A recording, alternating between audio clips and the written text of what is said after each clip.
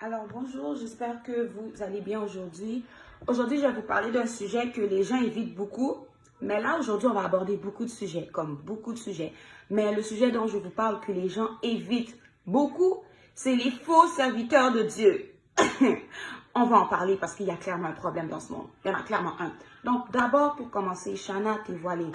Dans Genèse, les femmes juives se voilaient avant les musulmans. Donc, comprenez une chose, le voile ne vient pas des musulmans. Il y a aussi le voile chrétien dans la Bible. Donc, moi, actuellement, je porte le voile. Est-ce que je le porte dans la rue? Non. Parfois, oui, mais non, en général. Mais pourquoi je le porte actuellement? Quand je sens la présence de mon Dieu très fortement à côté de moi, et aussi à cause des anges, je me couvre la tête. Par respect pour mon Dieu et par respect pour les anges aussi qui se trouvent là. Et aussi, par respect pour la parole de Dieu, qui parle des femmes qui se couvrent la tête. Donc, je ne suis pas musulmane. Merci beaucoup. Je suis disciple de Jésus-Christ, appelé depuis le ventre de ma mère. C'est suffisant. J'espère que déjà là, on est clair, c'est clair, on est compris. We good. Donc, je vais commencer. Jésus a parlé des faux prophètes et des serviteurs de Dieu. Et je vais vous le dire très rapidement. Dans les vidéos, je vais vous donner des références. Je vais vous dire la parole de Dieu déclare, tac, tac, tac, tac, tac. Je vais parler, je ne vais pas dire les versets, mais dans la bio, je vais écrire les versets parce qu'il y a beaucoup de gens ici que votre Bible, vous les ouvrez seulement quand le pasteur ouvre sa Bible. Donc, je vais écrire les références pour que vous puissiez aussi aller ouvrir votre Bible parce que la foi vient de ce qu'on entend et ce qu'on entend vient de la parole de Dieu. Donc, beaucoup de gens, vous avancez pas dans vos vies parce que vous n'ouvrez pas la parole de Dieu. Donc, j'ai placé les références aussi pour les gens qui commencent à marcher avec Dieu et qui se demandent ça se trouve où. Donc, c'est pour deux catégories de personnes. Les gens qui commencent à marcher avec le Seigneur et les gens qui sont juste paresseux et qui n'ouvrent pas leur Bible.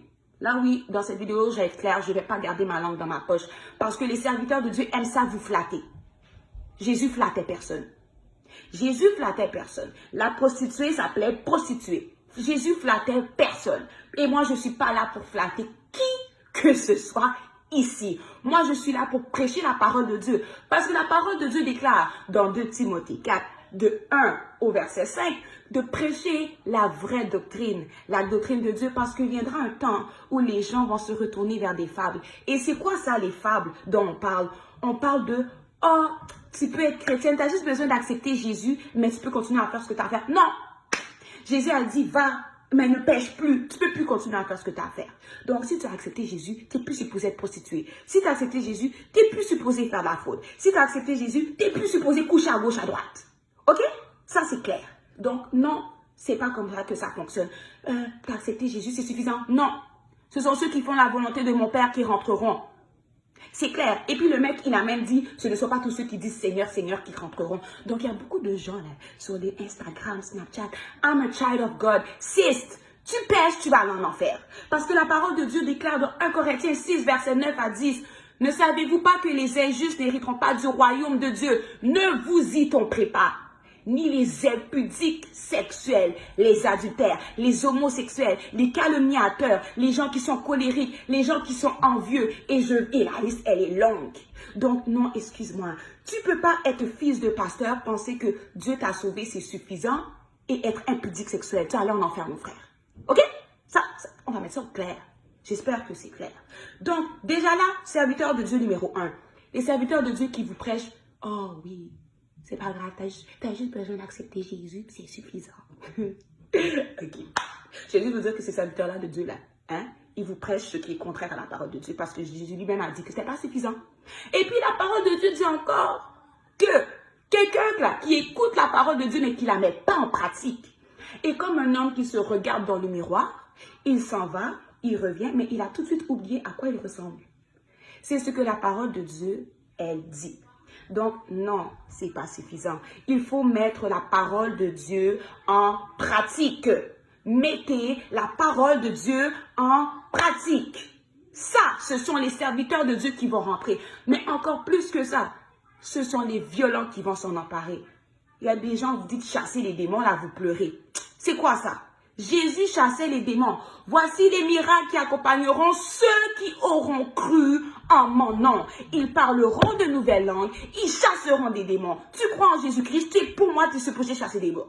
Pour moi, c'est clair, tu es supposé chasser des démons, vu que c'est écrit. C'est écrit, voici les miracles qui accompagneront ceux qui auront cru en mon nom. Donc, vous voyez là les petits serviteurs de Dieu, pasteurs là, qui chassent jamais des démons. Jamais. Ils ont un problème. Ils ont eux-mêmes un démon. Fin. Perdez pas votre temps. Ils ont eux-mêmes un démon. Fin. Tu es supposé chasser des démons. Simple. C'est pas compliqué. C'est simple. C'est la parole de Dieu. Ok? C'est la parole. Donc là, je viens de vous donner deux types de serviteurs. Ceux-là qui chassent jamais des démons là. Et puis ceux qui vous prêchent que c'est correct, servir Jésus. Et puis après ça, tu vas faire qu'est-ce que tu veux. Niaisez-moi. Niaisez-moi. Ok? Troisième type de serviteur de Dieu. Si tu me donnes 10 000 $, tu vas être guéri. Évangile de prospérité. Là. Regardez, il y a certaines situations, et suivez-moi bien, il y a certaines situations où tu peux aller dans une église, tu es malade, et c'est vraiment le don, l'offrande que tu vas faire au pasteur, que le Seigneur va te mettre à cœur, qui fait que le geste, là, à cause du geste que tu vas donner, la guérison va venir. Ça, c'est un fax. Mais ceux-là qui sont là, donne l'argent, donne l'argent, donne l'argent. Allez, donne l'argent, tu seras guéri. Ça va faire 1 an, ma soeur, que tu as le cancer, tu n'es toujours pas guéri. Tu as déjà donné 10 000 $ au pasteur. Tu ne te poses pas de questions. Parce que moi, je n'ai pas vu Jésus dire à quelqu'un, donne-moi 5 $ galiléens et je vais te guérir. Moi, j'ai entendu, va, ta foi t'a sauvé. Va, ta foi t'a guéri. La foi, c'est une histoire d'argent. Est-ce que la foi, c'est une histoire d'argent? Moi, je veux savoir, parce que je sais que beaucoup d'entre vous, vos pasteurs, c'est ça qui vous prêche. Est-ce que la foi est une histoire d'argent? Non. Non, c'est pas une histoire d'argent. Donc déjà là, c'est serviteurs de Dieu qui vous prêchent. Donne-moi l'argent, donne-moi l'argent, donne-moi l'argent. D'ailleurs même, l'argent, c'est pas pour eux, c'est supposé être pour le temple de Dieu. Hein? Non, mais il y en a qui se remplissent leur poche. Tu es rendu avec 3 jets privés. Ça va? Tu es rendu avec 3 jets privés. Mais la personne qui est monoparentale dans ton église, ses enfants ne mangent pas. Parce que à cause de ce que tu as dit de ta prêche là, hein? Elle a donné toutes ses économies qui auraient pu nourrir ses enfants. Toi, tu prends les économies pour aller te payer un costard. Ça va bien dans ta tête? Moi, je veux savoir. Là, je suis... Oubliez la gentillesse, là. Là, c'est la vérité qui sort seulement. Les serviteurs de Dieu qui font ça, est-ce que ça va? Parce que vous êtes contraire à la parole de Dieu. Vous êtes envieux de toujours posséder plus. Et Corinthiens dit que les gens qui sont envieux de posséder plus ne vont pas rentrer au ciel. Donc, ces serviteurs de Dieu-là, j'ai fini. J'espère que c'est clair. Maintenant, nous allons parler des fils et des filles des serviteurs de Dieu. Tu es fils de pasteur, pourquoi tu couches avec les gens d'église? Moi, je veux savoir. Tu es fille de pasteur, pourquoi tu couches avec le batteur de l'église? Tu es fils de pasteur, pourquoi tu couches avec la lead de l'équipe de louange? Je veux savoir. Impudique. Ça, ce sont les impudiques sexuels. Vous n'allez pas rentrer. C'est pas parce que ton père est pasteur que tu vas rentrer au ciel. C'est quoi ça? Les gens, ils pensent que, waouh, sauver un jour, sauver toujours. Sauver un jour, sauver toujours. Demandez à Judas. Sauver un jour, sauver toujours. Judas, là, il est où le mec? Hein? Actuellement, il est où? Sauver un jour, sauver toujours. On peut perdre son salut en passant. Le salut, on peut le perdre. Même Jésus l'a dit, mais comme les gens ne lisent pas leur Bible, ils pensent que, waouh, non, Jésus a juste dit qu'on a juste besoin de croire en lui, c'est suffisant. Jésus a dit beaucoup de choses. Vous voulez juste pas voir l'autre partie de la vérité. Vous aimez ça aussi séparer l'Ancien Testament du Nouveau Testament. Vous savez, dans la parole de Dieu, dans Apocalypse, je vous ai dit, je vais toutes vous écrire les références. Il est écrit qu'il a fait de nous un royaume de sacrificateurs. Les sacrificateurs, là, dans l'Ancien Testament, ne buvaient pas. S'ils se remariaient, il fallait qu'ils se remarient avec la veuve d'un autre sacrificateur. Donc, si tu es pasteur et que ta femme elle meurt et que tu te remaries, tu n'es pas supposé prendre n'importe qui dans l'église pour la marier. Tu es supposé prendre la veuve d'un autre serviteur de Dieu. Donc, beaucoup d'entre vous allez avoir des comptes à rendre à Dieu. Ensuite, chez les sacrificateurs, le divorce n'existait pas. Et puis d'ailleurs, c'est écrit dans Malachie, Dieu est le divorce. Donc, arrêtez de venir me sortir. Oui, mais Jésus a aussi dit que il n'en était pas ainsi. C'est à cause de la dureté de votre cœur que Moïse a fait ça. Sinon, le divorce, Dieu n'approuverait pas. Je m'excuse. C'est écrit dans sa parole. Et Dieu n'est pas contraire à sa parole. L'Ancien Testament et le Nouveau Testament sont complémentaires. Comme ma mère, elle aime beaucoup dire, l'Ancien Testament est l'ombre des choses à venir. Et le Nouveau Testament est encore l'ombre des choses à venir. Parce que faut bien que Jésus revienne, n'est-ce pas? Faut bien que Jésus revienne. Donc, il y a beaucoup de gens, vous prêchez de n'importe quoi. Et puis, des serviteurs de Dieu qui ont 15 femmes. Vous vous foutez de qui? Vous vous foutez de qui? C'est qui vous niaisez, au fait? C'est qui vous niaisez? Les serviteurs de Dieu qui sont adultères. Vous les voyez là, ils font la délivrance des gens là, et puis ils frappent les vagins des femmes. Vous avez vu ça? Ils sont là, ok, t'as un problème de sida, ok, enlève ton pantalon, ouvre tes jambes, et puis ils frappent le vagin de la fille avec son pénis. Hey! Hey! Ça suffit! Ça suffit! Il y a des gens qui sont dans la rue, qui ont besoin de Dieu. Il y a des gens qui sont dans le Seigneur et qui se font battre parce qu'ils ont accepté Jésus-Christ. Et puis toi, tu vas mettre ton pénis frappé. Pourquoi? Ta femme n'est pas suffisante. Ta femme n'est pas suffisante. S'il vous plaît, ayez le discernement. La parole de Dieu déclare, mon peuple périt par manque de connaissance. Parce que vous ne savez pas reconnaître les vrais serviteurs de Dieu. Et Jésus a dit que c'est aux fruits qu'on va reconnaître les gens qui sont des serviteurs de Dieu. Tu vois que l'église n'avance jamais. Tu te poses pas des questions. Mais le pasteur, l'église n'avance jamais, hein, mais le pasteur là, il est toujours correct. Oh! Et puis il y a les faux prophètes.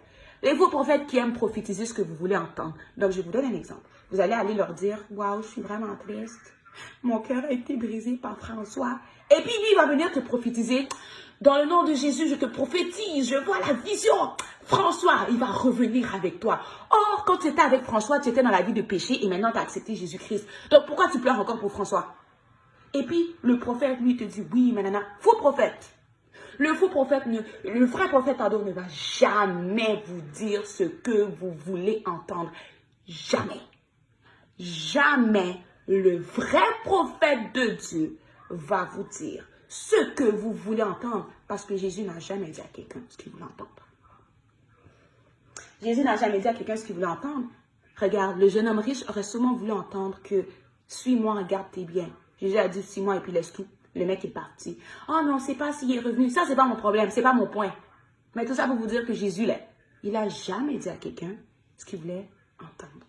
Donc, les serviteurs de Dieu, les faux prophètes qui vous disent ce que vous voulez entendre, qui vous prêchent l'évangile de prospérité. Non, t'es dans le Seigneur Jésus-Christ, t'es pas supposé souffrir.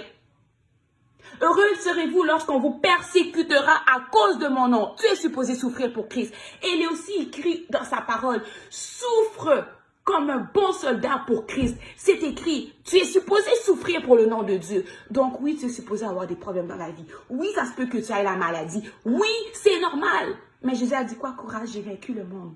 Donc tous les gens qui vous prêchent que non, tu n'es pas supposé être malade. Non, tu n'es pas supposé avoir des problèmes. Non, enfin, mensonge. Ah, même Jésus a dit que tu es supposé avoir des problèmes. Mensonge comme ça, là. C'est quoi ça? Tu n'es pas supposé souffrir. C'est clairement écrit dans tout le Nouveau Testament. Tu vas souffrir pour Christ. Arrêtez de niaiser le peuple, là. S'il vous plaît, niaisez d'autres personnes. Ou niaisez-vous vous-même. Mais arrêtez, s'il vous plaît, de faire égarer les brebis du Seigneur. Parce que tu égares les brebis du Seigneur. Les brebis égarées vont aller en enfer. Mais toi aussi, frère. Arrêtez de penser que vous êtes spécial. Vous n'êtes pas spécial, là. Dieu n'a pas besoin de nous. J'espère que vous comprenez ça. Dieu n'a pas besoin de nous pour faire ce qu'il a à faire. Quand il a créé la terre, il n'avait pas besoin de nous pour s'occuper de la nature. Ok? La pluie le faisait déjà. Donc, arrêtez de vous penser que c'est Dieu qui donne la valeur à l'homme. C'est Dieu qui donne la valeur à l'homme. Ce qui vous fait penser, non, moi je suis suffisante, ça c'est de l'orgueil. Et ça c'est ce que Satan a fait. Et vous savez quoi? Demandez à Satan, il a chuté du ciel comme un éclair à cause de l'orgueil. Les orgueilleux, vous n'allez pas rentrer au ciel. Donc arrêtez de vous penser suffisant. Ça suffit. Ça suffit. Ça suffit. Stop playing with God. Arrêtez de vous foutre de mon Dieu. Arrêtez de niaiser le Dieu qui a jeté le cheval et le chevalier dans la mer. Pharaon a coulé comme du plomb. C'est écrit dans Exode 15. Dieu peut nous faire couler encore aujourd'hui s'il veut. Arrêtez de penser que Jésus est juste un Dieu bonbon. Arrêtez. Jésus est le même que dans l'Ancien Testament. Ok? Le même Dieu qui donne des baffes au monde, c'est Jésus. Ok? Donc, les gens sont comme, non, Jésus frappe jamais. C'est clairement écrit que celui qui aime châtie. Sur ce, j'espère que c'était clair. Que Dieu vous bénisse.